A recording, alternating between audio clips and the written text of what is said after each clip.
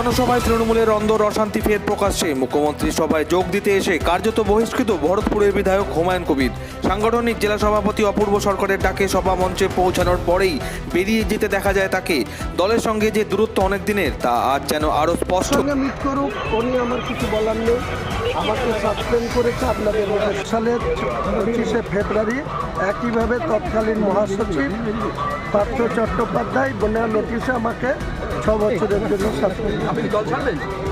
কালকে রিজাইন দিয়ে দেবো, কালকেই, এবং 22 তারিখে মুর্শিদাবাদে নিজের দলের ওপেনিং করবে। সূত্রের খবর, শুক্রবারই বিধায়ক পদ থেকে ইস্তফা দিতে পারেন হুমায়ুন। আর 22 তারিখের মধ্যেই রাজনৈতিক দল গঠনের সম্ভাবনাও বাতিল করা যাচ্ছে না। জেলার রাজনৈতিক অস্থিরতা বাড়ছে বলেই মত রাজনৈতিক মহলে। এই বিষয়ে কি বললেন ফিরহাদ হাকিম, শুনে নেব।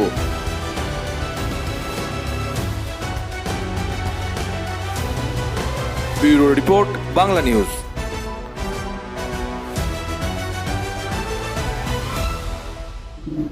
ধর্মনিরপেক্ষতা, সেকুলার আইডিওলজি, এটা নিয়ে আমরা এগোতে চাই। অদ্ভুতভাবে দেখা গেল যে আমাদের একজন সঙ্গী মুর্শিদাবাদে, তিনি থাকেন রেজিনগরে, আর ভরতপুরের তিনি বিধায়ক। হঠাৎ করে বাবরি মসজিদ তৈরি করব কেন? বাবরি মসজিদ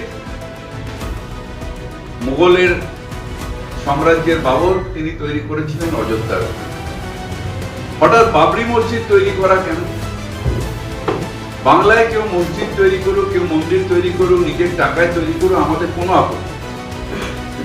কিন্তু বাবরি মসজিদ করা অর্থাৎ সেই যে ধর্ম অন্ধতার যে ঘা, বাবরি মসজিদ ডেমোলিশনের মধ্যে দিয়ে ভারতবর্ষের নেতারা তখন বলেছিলেন ভারতবর্ষের সব থেকে কালো দিন, সেইটাকে আবার উস্কে দেওয়া, অর্থাৎ ধর্ম অন্ধতার দিকে সমাজকে ঠেলে দেওয়া।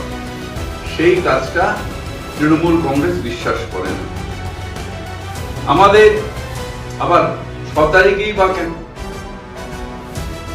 কেন হুমায়ুন ভাই কেন অন্য নাম দিলেন না? অনেক শহীদ হয়েছেন, তাদের নামে কেন করলেন না? মুর্শিদাবাদে যদি এতই টাকা ওনার কাছে থাকে, তাহলে ওখানে অন্য কিছু কেন করলেন না? স্কুল কলেজ কেন করলেন না? কেন শুধু এই সেন্টিমেন্টের উপর?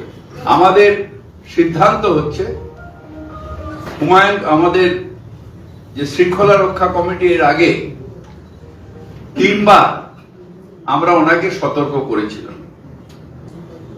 এখন আবার উনি এইটা করছেন। আমরা পার্টির ঊর্ধ্বতম নেতৃত্বের, অর্থাৎ আমাদের পার্টির চেয়ারম্যান এবং জেনারেল সেক্রেটারি দুজনেরই মতামত নিয়ে আমরা হুমায়ুন কবিরকে সাসপেন্ড করছি। হুমায়ুন কবিরকে আমরা সাসপেন্ড করছি দল থেকে। দলের সাথে তার কোনো সম্পর্ক থাকবে না। দলের সাথে তার কোনো সম্পর্ক থাকবে না।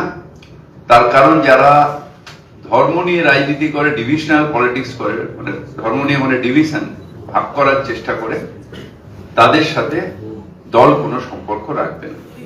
92 সালে বাবরি মসজিদের যে ডেমোলিশন হয়েছে, তার দায় কার? বিজেপি। সেই বিজেপিকে 19-এ উনি জয়েন করলেন এবং ক্যান্ডিডেট হলেন।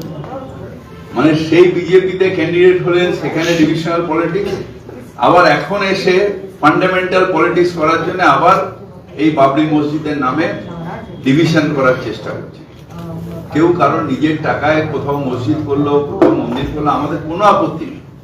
কিন্তু এই ডিভিশন করে যদি বাংলায় আগুন লাগানোর চেষ্টা করে এবং তাতে বিজেপিকে ডিভিডেন্ড দেওয়ার চেষ্টা করে, তৃণমূল কংগ্রেস সেটা সহ্য করবে না, কঠোর হাতে তার প্রতিবাদ এবং প্রতিরোধ করবে।